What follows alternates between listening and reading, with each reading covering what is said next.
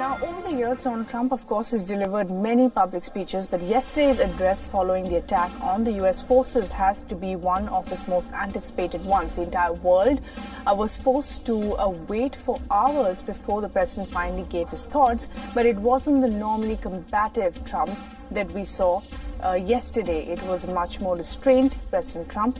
Now, what exactly was the implication of this and the importance of some of the aspects of his speech? The biggest takeaway has been the de-escalation. He said that Iran was, quote-unquote, standing down.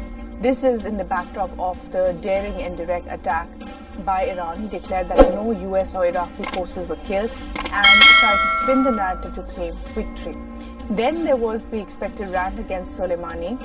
Trump reiterated that Soleimani had American and Iranian blood, Iraqi blood on his hands.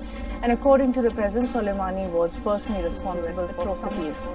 He also took a jibe at Barack Obama, saying that the missiles used by the Iranians were paid for by the funds released by the former administration. Trump has consistently come down heavily on Obama's foreign policy. You can't separate the politician and the statesman in Donald Trump. As evident yesterday, he made a re-election pitch during his speech, saying Iran would never have a nuclear weapon as long as he was president. And then there was a message for his allies as well. He asked Europeans to leave the nuclear deal so that a new one could be negotiated, and asked NATO to get more involved in West Asia. The NATO chief has had similar sentiments about the issue. But many are calling Trump's speech incoherent, that there is no clear messaging in what it said. We have identified three things that were missing in his speech. The first omission was a welcome one, boasted of America's military prowess, but did not threaten to use it on Iran. There were no threats of attacking cultural sites or promises of fire and fury. Iraq was largely missing in his speech. The attack happened on Iraqi soil, and its parliament and prime minister both want U.S. troops out of the country, yet he mentioned Iraq only thrice, and that only to say that there was no Iraqi casualty. And lastly, what exactly is Trump's strategy here? Will the U.S. troops remain in West Asia? Trump said that he wants to get the U.S. out of West Asia as soon as possible, but in the same breath asked for NATO to be more involved. The NATO, of course, is being led by the U.S.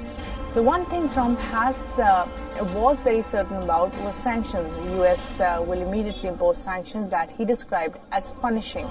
But Iran is already heavily sanctioned. Most industries and even the sovereign fund is subject to sanctions. Have hinted at a metal sector sanction as well. The metal industry employs close to 50,000 people in Iran, and it earns nearly $4 billion every year through exports. More than 24 hours after Iran's strike, what is the situation on the ground? There are some encouraging signs. One, an influential Shia cleric in Iraq, Muqtada al-Sadr, has urged the militia to not carry out any attacks on U.S. assets. It's important to note here that the al-Sadr is a nationalist who has positioned himself against both Iran and U.S. in Iraq.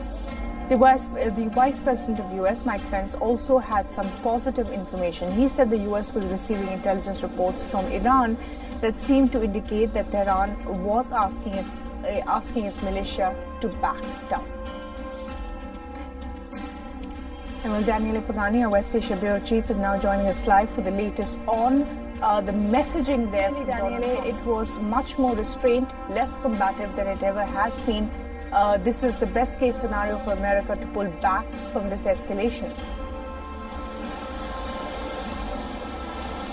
Definitely yes, and not only that, it is also, so to say, a victory in terms of image and in terms of propaganda. Why so? At the end of the day, the American army managed to take down an Iranian general, one of the top commanders of the Iranian regular forces, a man who was actually overseeing the entire extraterritorial operation throughout the West Asian region. That's a very big blow when it comes to Iranian strategy in the region. In response, Iran did fire several several ballistic missiles against two bases where U.S. forces were in Iraq, but there were no casualties. So at the end of the day, there was no real damage to the American presence in the region. It was largely so to say, uncovered attack. In fact, the American attack was coming and asked their troops to back down and to take protection, and this is exactly what happened. So not only this is the best case scenario for the region, at least for now, but also this is the best case scenario for Washington that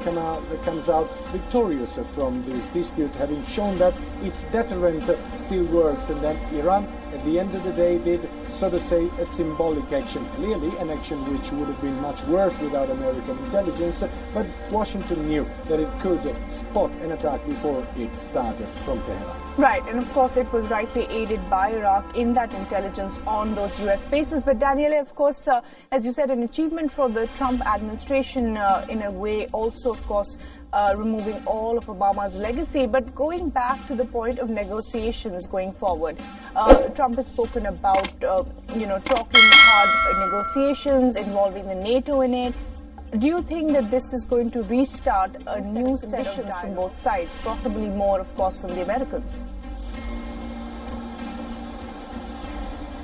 It doesn't really look like a possibility, at least in the short time. Why so?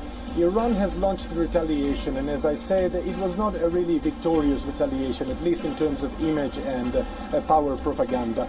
Hence, if now Iran decides to get back to the negotiating table, whoever is concerned, whoever is involved, be it the NATO, be it the European Union, be it Turkey, be it any of the actors who could mediate between Washington and Tehran, it will show an image of even more weakness, which is something that it doesn't want to do. Perhaps Iran is way more keen to find out other ways to retaliate. Fortunately, we are having, as you talk about, the fact that Tehran is requesting the Shia militias based in Iraq to back down, not to take any military action. But this does not suggest that negotiations are possible, at least at this point of time. So I would say no, there is no chance that in the short term we will see another negotiation round for the nuclear deal, for instance, or for any other deal that possibly can be spoken between Washington and Tehran. Right. All right, Daniel. Thanks very much indeed for joining us with the latest there. No room for negotiation yet, and of course, backing down from both sides and a victory for the Trump administration at the moment. Thanks very much indeed for that.